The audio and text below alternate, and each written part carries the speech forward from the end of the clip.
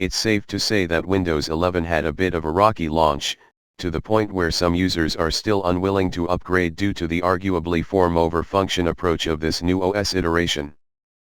One problem that users see with Windows 11 is related to how bloated the OS might feel at times.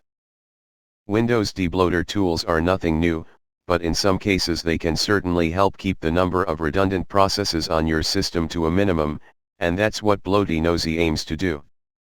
Besides offering you several fixes that can potentially make your computer run better, it also features some amenities that are welcome from a convenience standpoint.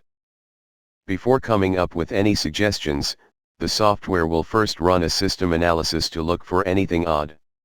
This should take a minute at most, and the resulting suggestions will be based on your configuration. What helps is that the software assigns a priority rating to each of its suggestions, which can help users ascertain whether a fix is worth applying. As usual, these fixes are varied in nature. Whether they're with regard to your Explorer, desktop, taskbar, privacy, and other such categories, everything is compartmentalized so that it's easier to get an idea on the fixes that are worth prioritizing in your use cases.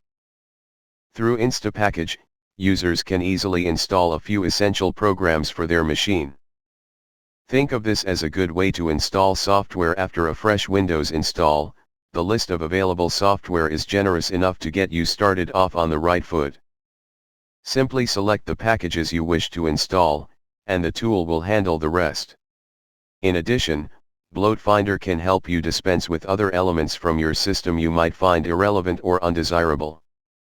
These include default Windows apps that you may never use, such as your phone, the Xbox app, and so on.